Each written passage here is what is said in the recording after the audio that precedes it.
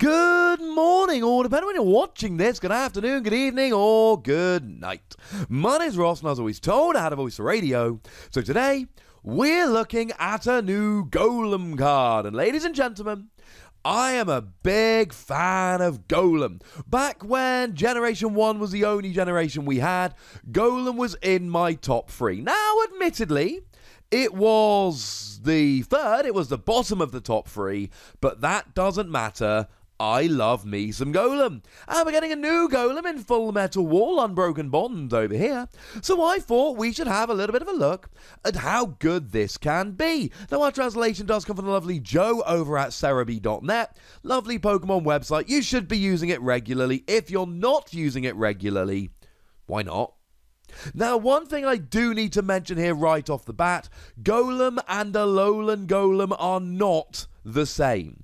You can either use the Golem evolution line, or you can use the Alolan Golem evolution line. Now, to be fair, you can use both of them, but you have to be playing Alolan Golem and regular Golem, Alolan Graveler and regular Graveler, Alolan Geodude and regular Geodude. You can't mix and match. So Golem then, I'm happy we've got a new card. I adore the artwork, but what does it actually do? Well, it's got 180 HP, which is absolutely huge for a Stage 2 non-GX. It's right up there with my main boy, Mamoswine. He is number 1 now, incidentally. But we've got a retreat cost of 4, so buff padding can be used here to put you up to 230 HP, which is wonderful. The weakness to grass is actually alright. You got a few things running around like Delmise and Golisopod, but grass is not a huge typing right now, seeing a lot of play. So we've actually got huge HP, nice retreat cost, and a decent weakness. And then of course you're a fighting Pokemon, which means you've got Brooklet Hill to search it out, and then you've got Diancie Prism Star to do a bunch of extra damage, and then you're hitting weakness on Zoroark, which is big now, but by the time it comes out, Pikachu and Zekrom Tag Team GX. Frankly, ladies and gentlemen, the basics here make me extremely happy. But what about the attacks? Well, 3 colorless energy, 100 damage.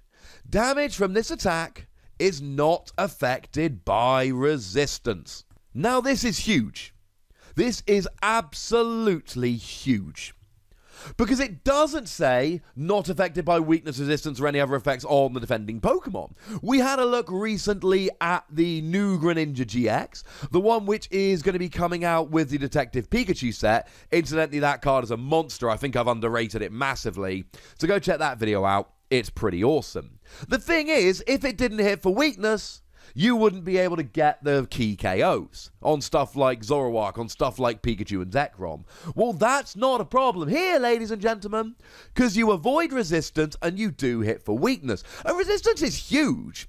I mean, there's a whole bunch of Pokemon out there, flying Pokemon. We looked at Celesteela GX the other day, the new Celesteela GX. And like all flying Pokemon, this has a resistance to fighting. There are a bunch of Pokemon out there that have a resistance to fighting. It's generally flying types. So being able to go through resistance is actually big. And the 100 damage here is very, very nice indeed.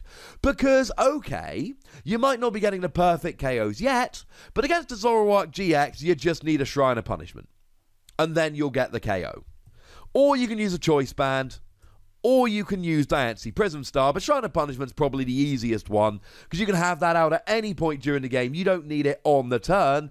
Plus, you'd rather avoid using Choice Band if you can, so you can have access to Brawny Pads here. Sorry, Buff Padding it's been translated as when come over in English. Brawny Pads is a much better name. So, here you're getting a KO. And against something like Pikachu and Zekrom, you need an extra 20 damage. With weakness, it's actually 40, but with weakness, you need an extra 20 damage. Oh, look. That happens to be the exact amount of damage done extra by Diancie Prism Star.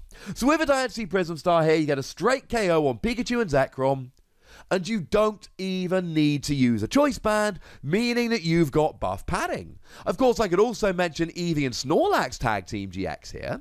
Eevee and Snorlax Tag Team GX has 270 HP, which means that actually a Choice Band alone won't get the KO. So, Choice Band and a Shrine of Punishment, or Diancie Prism Star, and a Choice Band. It's really not that difficult, ladies and gentlemen. It's not that big of a problem. I am absolutely okay with this. I like it. It's a really nice attack. And the other thing to mention about this attack is it might be for free energy, but it's for free colourless energy, which means you don't even need to be playing any fighting energy for this. Now, tacking in a stage 2 into a deck might seem awkward, but let's not forget we've seen a whole bunch of weird decks lately that are using stuff like Meganium to just put down that stage 2, that are using stuff like Super Boost Energy. I looked at one a little while ago with Greninja GX, the older one, not the Detective Pikachu one, the one that's actually out and can be used right now. So go and check that out. I'll pop a link in the description. But the point is, it's not that difficult to get stage 2s out. Now that everyone's playing Alolan Ninetales and it's really easy to grab them out, this is doable. Back in the day, when we had stuff like Claydol and Uxie, I mean, Michael Pramwat got to the finals of the World Championships, honestly lost on his opponent literally having the perfect top deck on the perfect turn. Otherwise, he would have been world champion. And he played a 1-0-1 Machamp line because decks were consistent enough back then. Well, with Alolan Ninetales here, we can do it again. And this can be put into any deck. Maybe you've got something like Malamar to accelerate energy, or maybe you've got something like the combination of Naganadel and Quagsire. But maybe you just go, it's 2 energy, I'll just pop an energy on and a double colourless energy when I can be bothered. Now, the argument here is, well, hang on a second, why don't I just use Onix? Onix has, essentially, it's a basic Pokemon, and it takes 4 energy rather than 3, but it also does 120 rather than 100. Well, the reasons to use Golem over Onix are it has a second attack, it has much more HP, it's free energy rather than 4. But I can see the argument for using Onix here. Speaking of that second attack, 1 fighting, free colourless energy, flat 180, minus 20 for each colourless energy in your opponent's active Pokemon's retreat cost. Which I'm not sure is great.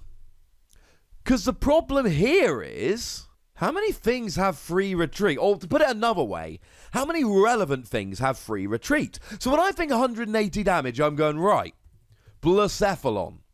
Well, the problem is that Blacephalon has a retreat cost of 2, so actually you're not doing 180, you're doing 140. And I'm thinking, well, how about Rayquaza GX? But Rayquaza GX doesn't have free retreat. Rayquaza GX has a retreat cost of 3. So you're not doing 180, you're doing 120. And that is a huge, huge problem here.